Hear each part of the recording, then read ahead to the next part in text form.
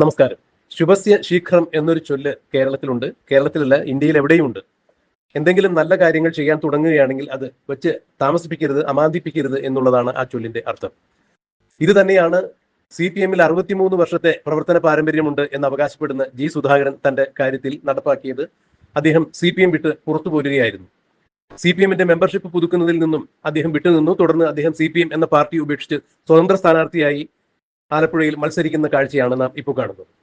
അമ്പലപ്പുഴയിൽ സ്വതന്ത്ര സ്ഥാനാർത്ഥിയായി UDF-ന്റെ പിന്തുണയോടുകൂടി ജി സുധാകരൻ മത്സരിക്കുമ്പോൾ അത് CPM-ന് വലിയ വെല്ലുവിളിയാകുന്നു. CPM-ന്റെ സംവിധാനങ്ങൾ അടിമുടി, അതായത് local committee, area committee, branch committee മുതൽ സംസ്ഥാന കേന്ദ്ര സമിതി വരെ CPM-ന് വേണ്ടി ജി സുധാകരനെതിരെ അമ്പലപ്പുഴയിൽ പ്രവർത്തനത്തിന് ഇറങ്ങുന്നു എന്നുള്ളതാണ് മനസ്സിലാക്കാൻ കഴിയുന്നത്.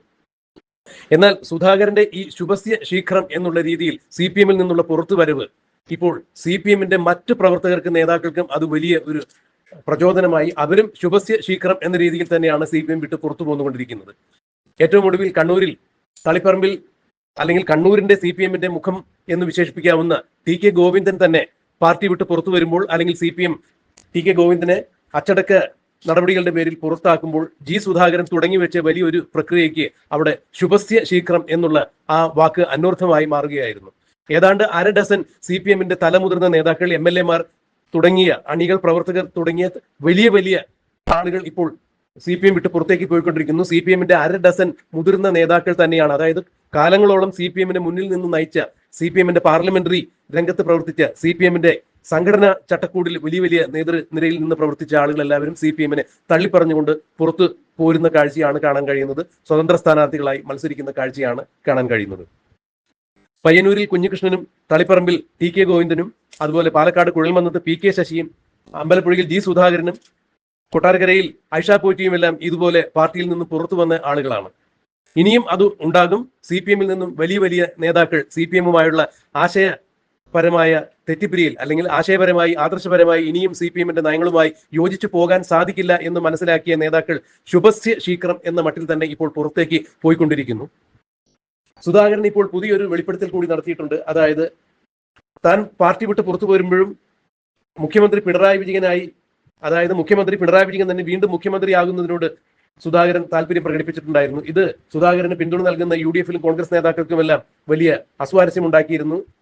K മുരളീധരൻ അടക്കമുള്ള ആളുകൾ സുധാകരന്റെ ഈ അനുചിതമായ പ്രസ്താവന തുറന്നു കാണിക്കുകയും ചെയ്തിരുന്നു. പിന്നീട് മാധ്യമങ്ങൾ ജി സുധാകരനെ കാണുമ്പോൾ കോൺഗ്രസ് നിങ്ങൾക്ക് പിന്തുണ നൽകിയിട്ടുണ്ടോ എന്നുള്ള ചോദ്യത്തിന് അത് നിങ്ങൾ അവരോട് പോയി ചോദിക്കണം എന്നാണ് ഇന്നലെ രാത്രി വരെ ജി സുധാകരൻ മാധ്യമങ്ങളെ കണ്ടപ്പോൾ തുറന്നടിച്ചിരുന്നത്. എന്നാൽ ഇന്നിപ്പോൾ അദ്ദേഹത്തിന്റെ ഒരു FB കുറിപ്പ് വന്നിട്ടുണ്ട്. അതിൽ രാഷ്ട്രീയപരമായി അസത്യ പ്രചരണങ്ങൾ നടത്തുന്ന CPM ജനങ്ങളിൽ നിന്നും ഒറ്റപ്പെട്ടു പോയിരിക്കുന്നു. രാഷ്ട്രീയപരമായി CPM തകർന്നടിഞ്ഞിരിക്കുന്നു. അവർ വളരെ ദൂരം പുറകിലേക്ക് പോയിരിക്കുന്നു. കോൺഗ്രസ് ആവട്ടെ രാഷ്ട്രീയമായി വിജയിച്ചുകൊണ്ടിരിക്കുന്നു. ഇതിന്റെ പേരിൽ 3.0 അല്ലെങ്കിൽ മൂന്നാം മൂഴം എന്ന പിണറായിയുടെ സ്വപ്നം വിഫലമായിരിക്കുന്നു എന്ന് വ്യക്തമാക്കുന്ന തരത്തിലാണ് ജി സുധാകരന്റെ FB കുറിപ്പ് ഇപ്പോൾ പുറത്തു വന്നിരിക്കുന്നത്.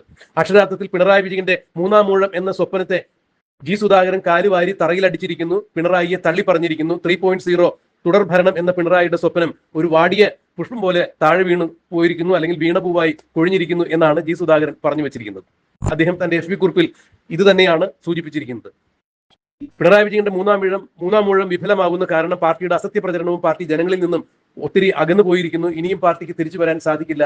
അതിനാൽ തന്നെ മുഖ്യമന്ത്രി പിണറായി വിജയന്റെ മൂന്നാം മൂഴം എന്ന ഒരു സ്വപ്നം വിഫലമാകുന്നു. കോൺഗ്രസ് രാഷ്ട്രീയമായി വിജയിച്ചതിനാൽ കോൺഗ്രസിന് വിജയം നേടാൻ സാധിക്കും. തനിക്ക് കോൺഗ്രസ് പ്രവർത്തകർ തന്റെ വിജയം വരെ തനിക്കൊപ്പം നിന്ന് പ്രവർത്തിക്കും എന്നുള്ളത് തന്നെയാണ് സുധാകരൻ തന്റെ FB കുറിപ്പിൽ കുറിച്ചിരിക്കുന്നത്. CPM അരയും തലയും മുറുക്കി local committee, area committee, branch committee മുതൽ കേന്ദ്ര കമ്മിറ്റി വരെ സുധാകരനെതിരെ പ്രചരണ പരിപാടികളുമായി, പ്രതിഷേധ പരിപാടികളുമായി ആലപ്പുഴയിലും അമ്പലപ്പുഴയിലും കേരള സംസ്ഥാനത്തൊട്ടക ആകമാനം നിറയുമ്പോഴും CPM-ൽ നിന്ന് DK ഗോവിന്ദനെ പോലുള്ള തലമുതിർന്ന നേതാക്കൾ പാർട്ടി വിട്ട് പുറത്തേക്ക് പോകുന്നു, അഥവാ പാർട്ടിക്ക് അവരെ തള്ളിപ്പറയേണ്ട ഒരു സാഹചര്യം ഉണ്ടാകുന്നു എന്നുള്ളത് ഈ തെരഞ്ഞെടുപ്പിൽ പിണറായി വിജയനും CPM-നും വലിയ അടിയാകുന്നു. പാർട്ടിയുടെ ഈറ്റില്ലം എന്ന് വിശേഷിപ്പിക്കപ്പെടുന്ന ആലപ്പുഴയിലും കണ്ണൂരിലുമാണ് പാർട്ടിയുടെ തന്നെ സമുന്നതരായ നേതാക്കൾ പാർട്ടിയുടെ ആശയപരമായ നയവൈകല്യങ്ങൾ ചൂണ്ടിക്കാണിച്ചുകൊണ്ട് പാർട്ടിക്ക് പുറത്തു വന്ന് പാർട്ടിക്കെതിരെ മത്സരിക്കുന്നത് എന്ന് പറയുമ്പോൾ തീർച്ചയായും അത് ഇതുവരെ കെട്ടിപ്പൊക്കിയ CPM-ന്റെ പ്രതിച്ഛായ തകർന്നടിയുന്ന കാഴ്ചയാണ് ജനങ്ങൾക്ക് ഉണ്ടാകുന്നത്. അല്ലെങ്കിൽ അത്തരത്തിലൊരു അനുഭവമാണ് ഇപ്പോൾ CPM-ന് അകത്തു നിന്ന് തന്നെ ഉയരുന്നത്. എന്തായാലും ഈ തെരഞ്ഞെടുപ്പിൽ മുഖ്യമന്ത്രി പിണറായി വിജയന്റെ 3.0 തുടർ ഭരണം അല്ലെങ്കിൽ മൂന്നാം മൂഴം എന്നുള്ള സ്വപ്നം തകർന്നടിയുന്നു എന്ന് ജി സുധാകരൻ പറയുമ്പോൾ, ജി സുധാകരനെ പിന്തുടർന്നുകൊണ്ട് പാർട്ടിയിൽ നിന്നും CPM-ൽ നിന്നും പുറത്തു പോകുന്ന തലമുതിർന്ന നേതാക്കളെല്ലാം ഇത് തന്നെയാണ് സൂചിപ്പിക്കുന്നത്. പലരും അപ്പോഴും അടിവരയിട്ട് പറയുന്നു തങ്ങൾ CPM നിലനിന്ന് കാണാൻ, കേരളത്തിൽ കമ്മ്യൂണിസ്റ്റ് പ്രസ്ഥാനം നിലനിന്ന് കാണാൻ ആഗ്രഹിക്കുന്നവരാണ്. എന്നാൽ പിണറായി വിജയന്റെ ഭരണം ഇതുപോലെ മുന്നോട്ട് പോവുകയാണെങ്കിൽ തീർച്ചയായും ബംഗാളിൽ CPMന്റെ അവസ്ഥ എന്തായിരുന്നുവോ അല്ലെങ്കിൽ എന്തായിരിക്കുന്നു എന്നുള്ളത് പോലെ കേരളത്തിലും CPM തകർന്നടിയും, അതിൽ സംശയമില്ല. അതുകൊണ്ട് ഇക്കുറി CPM തോൽക്കേണ്ടതുണ്ട്, അതുകൊണ്ടാണ് തങ്ങൾ മത്സരിക്കുന്നത് എന്നാണ് പുറത്തു വന്ന എല്ലാ CPM നേതാക്കളും പറയുന്നത്.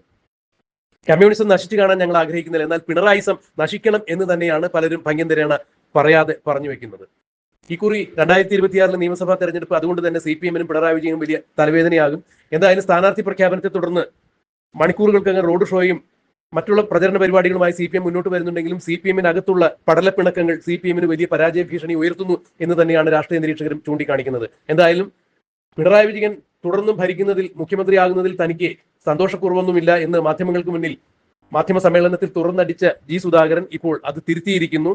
3.0 തുടർഭരണം അല്ലെങ്കിൽ മൂന്നാം മൂഴം എന്നുള്ള പിണറായി വിജയന്റെ സ്വപ്നം വിഫലമാകും. അത് പാർട്ടിയുടെ തകർച്ച തന്നെയാണ് അതിന് കാരണം. കോൺഗ്രസ് ഏറെ ദൂരം മുന്നോട്ട് പോയിരിക്കുന്നു, രാഷ്ട്രീയമായി അവർ വിജയിച്ചിരിക്കുന്നു, തന്നെ അവർ പിന്തുണയ്ക്കുന്നു. വലിയ സന്തോഷം. എന്തായാലും 2026 തെരഞ്ഞെടുപ്പിൽ അമ്പലപ്പുഴയിൽ നിന്നും സ്വതന്ത്ര സ്ഥാനാർത്ഥിയായി മത്സരിക്കുന്ന, UDFന്റെ പിന്തുണയോടുകൂടി മത്സരിക്കുന്ന സുധാകരൻ വൻപിച്ച ഭൂരിപക്ഷത്തിന് വിജയിക്കും എന്ന് തന്നെയാണ് അമ്പലപ്പുഴയിലും ആലപ്പുഴയിലുമുള്ള ആളുകൾ തുറന്നു പറയുന്നത്. ഇതുപോലെ തന്നെ CPMൽ നിന്ന് പുറത്തു പോകുന്ന CPMന്റെ നയവൈകല്യത്തിനെതിരെ പൊരുതുന്ന ആളുകൾക്ക് എല്ലാവർക്കും വലിയ വിജയം ഉണ്ടാകും. CPM ഈ തെരഞ്ഞെടുപ്പിൽ തോറ്റമ്പും പിണറായിസവും മരുമോനിസവും ഈ തെരഞ്ഞെടുപ്പിൽ തകർന്നടിയുന്ന കാഴ്ച കാണാൻ കഴിയും എന്ന് തന്നെയാണ് ഇപ്പോൾ CPMനെ സ്നേഹിക്കുന്ന ആളുകൾ തന്നെ പറയുന്നത്. എന്തായിരിക്കും ഈ തെരഞ്ഞെടുപ്പിൽ ഇനി CPMന് ഉണ്ടാകുന്നത് എന്നുള്ളത് നമുക്ക് കണ്ടറിയാം. ജനങ്ങൾ ഏതു തരത്തിലുള്ള വിധിയാണ് CPMന് ഒരുക്കി കാത്തിരിക്കുന്നത് എന്നുള്ളത് നമുക്കും കാത്തിരിക്കാം.